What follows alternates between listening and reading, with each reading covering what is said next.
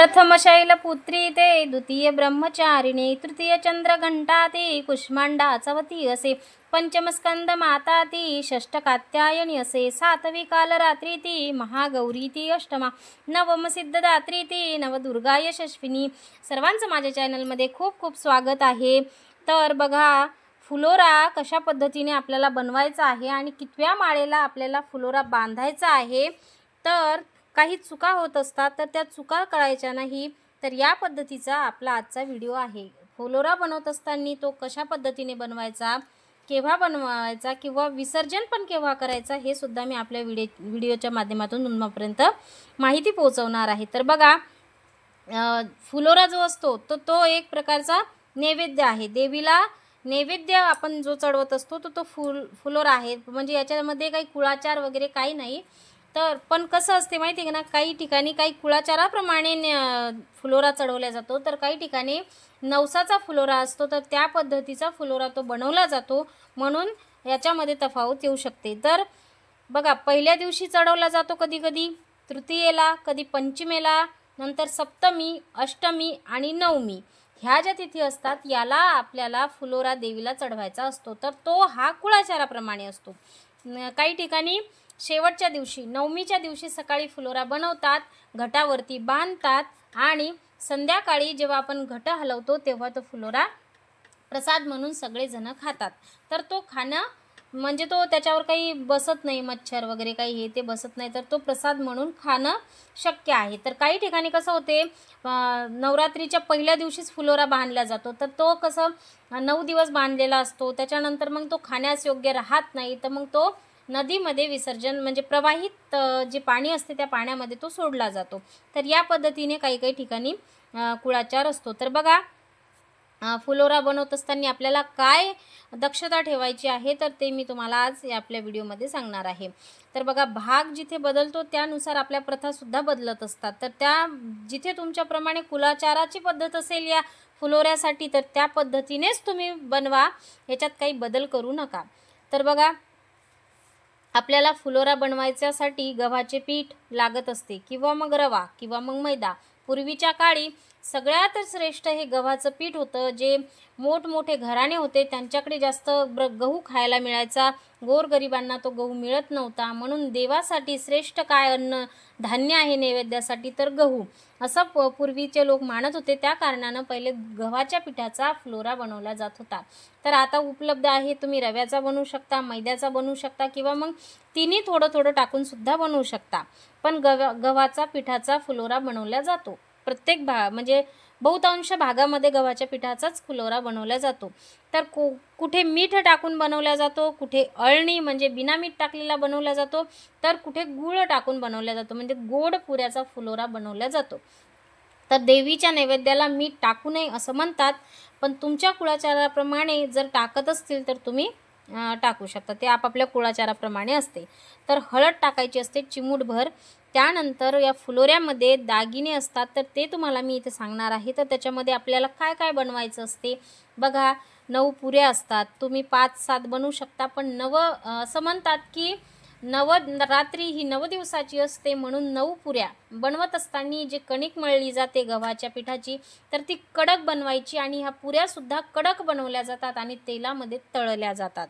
तर काही ठिकाणी मी बघितलेलं आहे की भाजून सुद्धा बनवतात, पण तशा पद्धतीचा फुलोरा चुकीचा आहे, तळून बनवायचा असतो।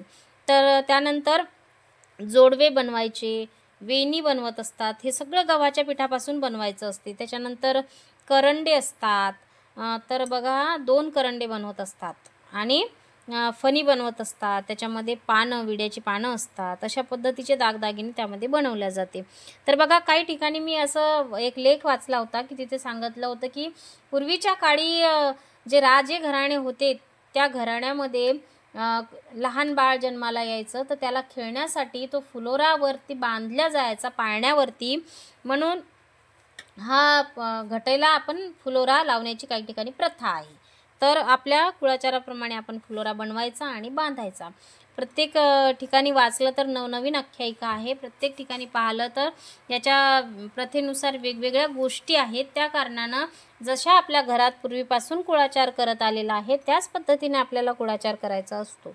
त्यामध्ये काही विशिष्ट प्रकारचे बदल करायचा नसतो. व्हिडिओत दाखवल्याप्रमाणे बघा मी एक स्क्रीनशॉट घेतला होता, त्याचा फोटो टाकलेला आहे. त्या पद्धतीने सुद्धा फुलोरा बनवत असतात. तर बघा विड्याचे पान बनवायचे, त्यामध्ये दागिने बनवायचे, जोडवे बनवायचे, वेणी बनवायची, त्यानंतर करंडे बनवायचे, हळदी कुंकासाठी करंडे बनवायचे, त्यानंतर फणी, विड्याची पानंसुद्धा बनवावं लागते. नंतर काही दागिने आपल्याला येत असतील तर नथ, देवीसाठी नथ, गळ्यामध्ये हार, या पद्धतीचे आपल्याला काही दागिने बनवून हा फुलोरा व्यवस्थित बनवायचा असतो. त्यानंतर 9 पुऱ्या बनवायच्या.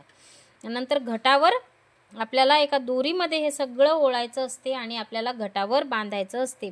ज्या पद्धतीने आपण घटावर 9 दिवसाच्या 9 माळी टाकत असतो त्या पद्धतीने आपल्याला घटाभोवती हा गोल फुलोरा बांधायचा असतो. नंतर वेळ केव्हाची असते तर संध्याकाळच्या वेळेला तुम्ही देवीची आरती वगैरे करायची, धूप दीप लावायचा, कर्पूर प्रज्वलित करायचा, घरात एकदम प्रसन्न वातावरण करायचं आणि त्यानंतर आईच्या ज्या घटाला आपण जे वरती फुलोरा बांधायचा असतो. तुम्ही जर तुमच्या इथे बघा काही ठिकाणी, आता आमच्या इकडे ना जवारचे असे 9 ज्याला आपण धांडे म्हणतो ते लावल्या जातात आणि त्याच्यावरती माळी टाकल्या जातात आणि त्याच्यावरच फुलोरा बांधला जातो. काही ठिकाणी ऊस बांधतात, 9 ऊस किंवा 5 ऊस या पद्धतीने बांधतात. काही ठिकाणी काहीच नसतं. ज्या पद्धतीने तुमचा कुळाचार असेल त्या पद्धतीनं करायचं असते बघा फुलोऱ्याचं. नंतर सायंकाळची वेळ ठेवायची, पूजा वगैरे झाली की आपल्याला तो फुलोरा बांधायचा असतो घटाला. तर हा जो फुलोरा आहे हा कोणता कुळाचार नाही आहे बघा, तर हा देवीचा प्रसाद आहे, तो आपण खाऊ शकतो.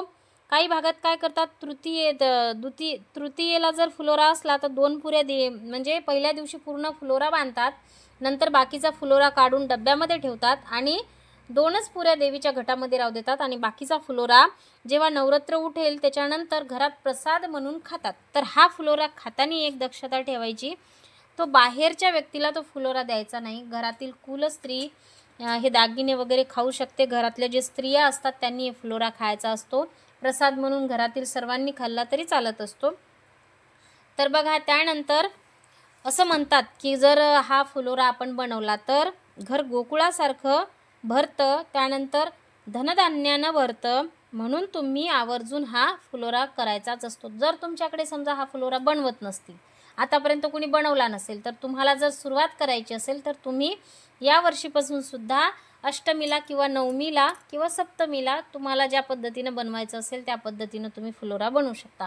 नवमीला बनवला तर कसं होते ना, खराब होत नाही काय नाही. त्या दिवशी सकाळी उठून लवकर बनवायचा, देवीच्या घटावरती बांधायचा, दिवसभर घटावरती राहतो आणि त्याच्यानंतर पूजा वगैरे संध्याकाळची आरती वगैरे झाली की आपल्याला तो घट वगैरे उत्तरेकडे हलवला की आपण फुलोरा काढून आपण सगळ्यांनी घरातल्यांनी प्रसाद म्हणून तो खाऊ शकतो. म्हणून नवमीला बांधला तर त्यात असं होते की ते ठेवायचं काम पडत नाही, तो खराब होत नाही, वाहत्या पाण्यात टाकायची गरज पडत नाही, प्रसाद म्हणून सगळ्याला घरात तो खायला मिळतो. त्या कारणानं नवमीला बांधला तर अतिउत्तम असंच म्हणता येईल. तर बघा या पद्धतीनं आपल्याला हा कुलाचाराप्रमाणे फुलोरा तयार करायचा असतो आणि आपल्या घटाच्या भोवती बांधायचा असतो. फुलोरा बांधल्याने कोणी बघा नवस बोलत असतो, तर नवसाचा फुलोरा कसा असते, एखादी इच्छा असते मनात, तर ती इच्छा पूर्ण होण्यासाठी मी देवीला 9 वर्ष फुलोरा वाहील किंवा मग 11 वर्ष, 7 वर्ष, 5 वर्ष या पद्धतीनं वर्षाने वर्ष म्हणून जसं 5, 7, 9, 11 या वर्षानुसार मी देवी आईला फुलोरा वाहील अशा पद्धतीने नवस बोलून हा फुलोरा देवीच्या घटावर तेवढ्या वर्ष बांधला जातो. नंतर मग त्यांची इच्छा बांधायची, बांधलात नाही बांधला तरी चालतो. अशा पद्धतीने नवस बोलून सुद्धा फुलोरा बांधता येतो. काही जर इच्छा पूर्ण करायच्या असतील, काही संतान प्राप्तीसाठी इच्छा असतात तर फुलोरा त्यासाठी सुद्धा बांधला जातो. तर अशा पद्धतीने फुलोऱ्याची माहिती, संपूर्ण माहिती मी आपल्या व्हिडिओद्वारे तुम्हापर्यंत पोहोचलेली आहे. तर बघा तुम्हाला जर माझ्या चॅनलचे व्हिडिओ जर आवडत असतील तर तुम्ही चॅनलला लाईक, शेअर आणि सबस्क्राईब करायला मात्र विसरू नका. तर पुन्हा भेटूया एका अशाच नवीन माहितीला घेऊन. तोपर्यंत श्री स्वामी समर्थ. सर्वांना नवरात्रीच्या हार्दिक शुभेच्छा.